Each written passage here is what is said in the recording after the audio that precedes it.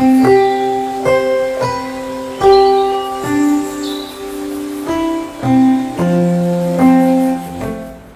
हम डिस्कस करेंगे thyroid disease. Thyroid एक हमारे गले में बिल्कुल सामने फ्रंट में, मैं थोड़ा इंडिकेट करके बताता हूँ, इस पॉइंट पे हमारा थायराइड ग्लैंड होता है। थायराइड ग्लैंड जब तक नॉर्मल है तब तक विजिबल नहीं होता है, यानी जब किसी भी मरीज का थायराइड ग्लैंड बाहर से दिखने लगे तो ये मान लेना चाहिए कि उसको कहीं ना कहीं अंदर बीमारी है। बीमार होने पे यानी डिजीज़ होने पे, जो एक प्रॉपर टर्म है, डिजीज़ होने पर ही वो विजिबल होता है। वो विजिबल होने का मतलब है कि वो अंदर से उसके अंदर पैथोलॉजी डेवलप हो गई है। अब थायराइड की किस तरीके की बीमारियाँ होती हैं? अब हम जैसे हम नॉर्मली थायराइड टेस्ट कराते हैं तो आपने देखा होगा कई बार TSH बढ़ गया। TSH यानी कि जो उसका कंट्रोलिंग हार्मोन है, स्टिमुलेटिंग हार्मोन, थायराइड स्टिमुलेटिंग, यानी मेन हार्मोन जो होते हैं थायराइड के वो होते हैं T3 T4, और जो उनको कंट्रोल करता है वो है TSH यानी स्टिमुलेटिंग हार्मोन होता है। ये तीनों का एक थायराइड प्रोफाइल जिसे हम कहते हैं वो होता है। तो अब इस हार्मोन के बढ़ने से घटने से, यानी T3 T4 बढ़ गया, यानी T4 T3 हाइपर हो गया, मतलब ज़्यादा हो गया, तो उनको होते हैं हाइपरथायराइडिज्म। हाइपर मीन्स ज़्यादा, और ये T3 T4 कम हो गए तो ये कहते हैं हाइपोथायराइडिज्म, यानी कि घट गया। अब जो नॉर्मल पेशेंट है वो जब TSH बढ़ता है तो वो उसको बढ़ा हुआ थायराइड मानता है, लेकिन जो बेसिकली है वो जो T3 T4 के जो लेवल हैं उससे थायराइड को हाइपर या हाइपो माना जाता है।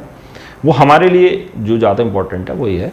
फिलहाल अगर TSH बढ़ता है तो उसका इलाज अलग तरीके से, T3 T4 बढ़ता है तो उसका।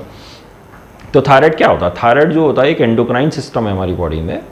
एंडोक्राइन सिस्टम है जो एक मेटाबॉलिक जो कंट्रोल करता है, हमारी बॉडी का मेटाबॉलिज्म कंट्रोल करने के लिए एक गले में एक थायराइड हार्मोन है जिसमें एक आयोडीन का बहुत बड़ा रोल है। उसके जो हार्मोन का जो कंपोनेंट है वो आयोडीन उसमें होता है। तो पहले तो डाइट पे और आयोडीन, जैसे हम सब हिमालयन बेल्ट में रहते हैं तो बारिश से वो उसकी जो नमक है, नमक से आयोडीन बह जाता है, तो गोइटर बढ़, गले फूलने वाली बीमारी जो आपने पहले कभी देखा होगा, बड़े बड़े लोगों के गले फूले हुए होते थे, गोइटर कहते हैं उसे, तो उसका नाम है गोइटर, गला फूलने वाला गोइटर।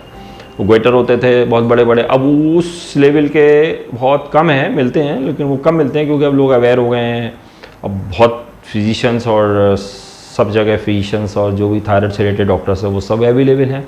आपको ट्रीटमेंट में या उसके मैनेजमेंट में उस तरीके से दिक्कत नहीं है। अब उसका मैनेजमेंट अब वो बहुत आसान हो गया, सब लोग मैनेज करते हैं उसको। तो थायराइड हमारा जो है वो आयोडीन बहने से पहले होता था कि आयोडीन बह गई तो बॉडी में आयोडीन की डेफिशिएंसी हो गई, और वो उससे वो बॉडी जो है थायराइड को ब्लड से खींचने के लिए आयोडीन एक हाइपरट्रॉफी होती है जिससे कि फूल जाता था वो। अब क्या है कि अब डाइट में भी सप्लीमेंट में आयोडीन नॉर्मल डाली जा रही है। अब जो नमक आ रहे हैं सब आयोडीन सप्लीमेंट है।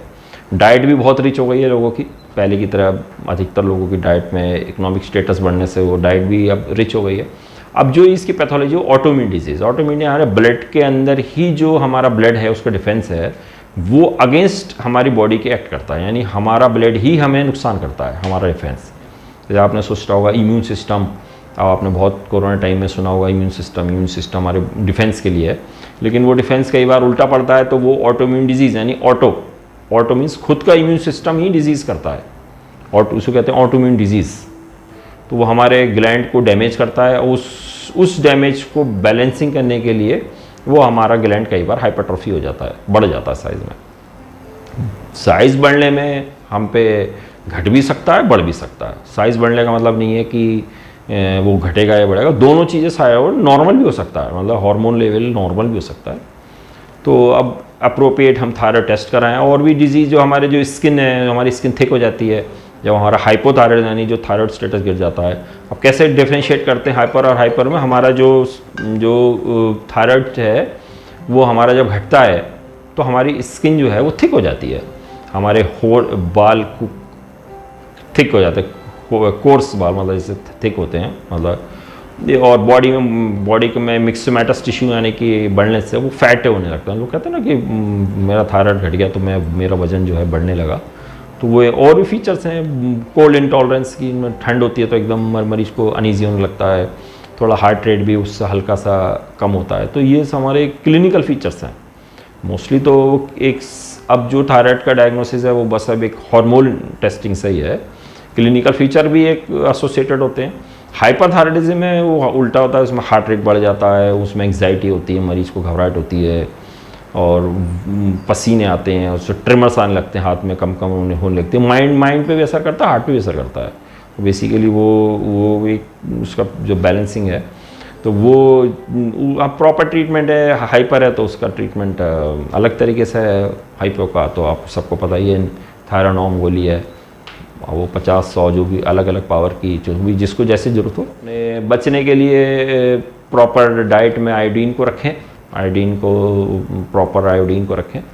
और अगर किसी को फैमिली में हिस्ट्री है या नहीं हुई है तो 6 महीने 1 साल में आपको कभी लगता है कि आपको ऐसे वीकनेस सी बॉडी में लग रही है, थकावट सी लग रही है, या वेट बढ़ रहा है, या स्किन थोड़ी सी ड्राई हो रही है, तो आप जो है हर साल में 6 महीने में एक बार अपना प्रॉपर थायराइड प्रोफाइल करा सकते हैं।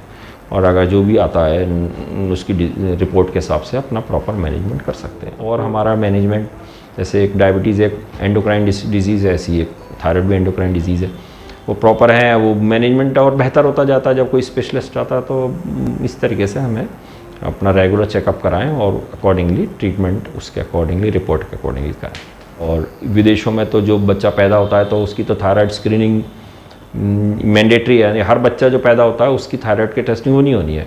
क्योंकि अगर थायराइड डिजीज़ अगर बच्चे में, कैसे पता लगेगी ये सब फीचर, बच्चा तो बताएगा नहीं, तो उसको जब तक हम नहीं टेस्ट नहीं करेंगे तो पता नहीं लगेगा।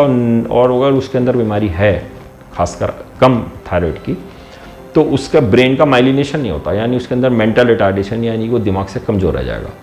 तो वो इतना बड़ा कैटास्ट्रॉफिक डिजीज़ हो, उससे बेहतर है कि हम हर बच्चे में पैदा होते ही थायराइड का टेस्टिंग कराएं और हियरिंग का टेस्ट कराएं।